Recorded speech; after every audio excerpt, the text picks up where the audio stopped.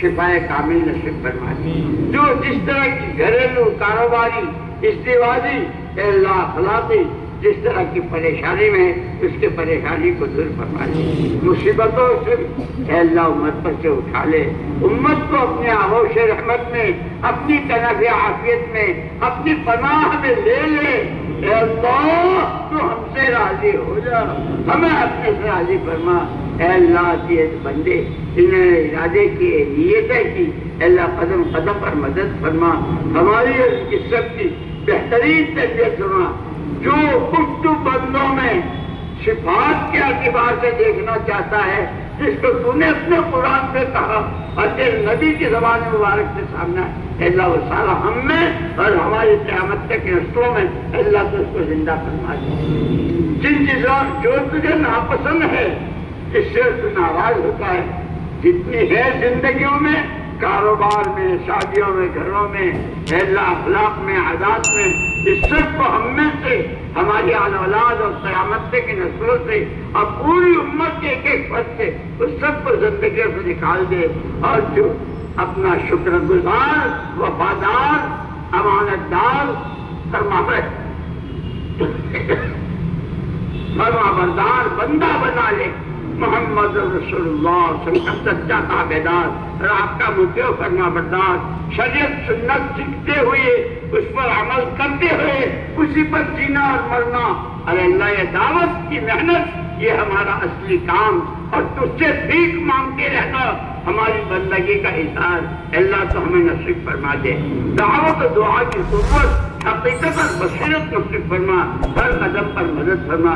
اے اللہ ظاہری باطنی، اے اللہ چھوٹے بڑے تمام گناہوں سے، اے اللہ تیرے حبیب صلی اللہ علیہ وسلم نے جبل رحمت کے پاس الفاظ میں اے اللہ سے دعا مانگی تھی، انک ترا انک تعلم سرنا وعلانیہ لا یخفی علیک لا يخفى عليك شيء من أمرنا نحن البائسون الفقراء المستغيثون المستغيرون المشفقون المقرون المعترفون بذنوبنا نسألك مسألة المساكين نبتهل إليك ابتهال المذنبين الذليل ندعوك دعاء الخائفين الضرير ندعوك دعاء الخائفين الضرير نبتهل إليك ونسأل اللهم ندع رقابنا أمامك وأنوفنا اللهم لا تجعلنا بدعائك شقيا كلنا رؤوف رحيما۔ اے اللہ ہر وہ خیر جو حضرت رسول پاک صلی اللہ علیہ وسلم سے مانگی ہمیں اور پوری امت کو مرحمت فرما دے۔ ہر وہ پریشانی، ہر دکھ درد بلا مصیبت اور بھی سماوی داخلی خارجی جنگی انسی جس سے آپ نے پناہ چاہی اس سے ہمیں اور پوری امت کو سے اپنی حفاظت پہ لے لے۔ ہر طرح کے فتنوں میں ملوث ہونے، کسی فتنے کا سبب بننے سے اے اللہ بچا دے۔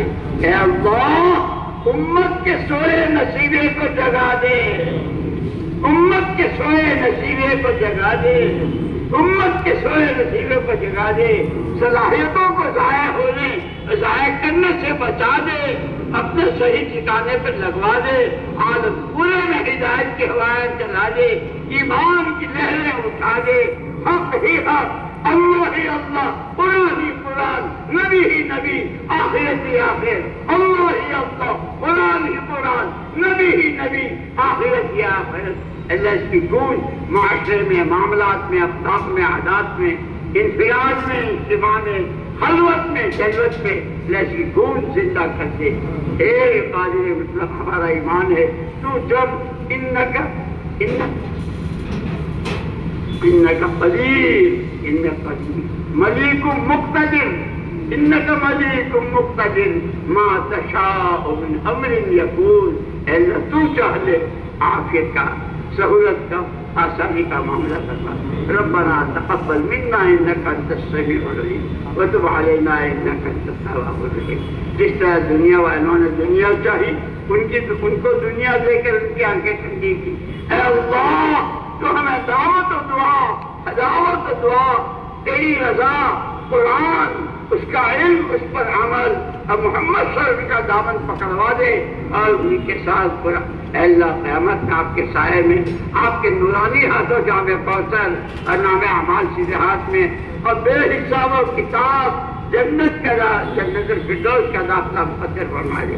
ہم سب کے ماں باپ کی، بھائی بہنوں کی، بیوی بچوں کی اور اے اللہ درمیان میں جتنے دنیا سے گئے اور پوری امت میں سے جتنے ایمان کے ساتھ دنیا سے گئے سب کی بال بال مغفرت فرما دے، سب کو جنت کے ان کے ذریعے نصیب فرما دے.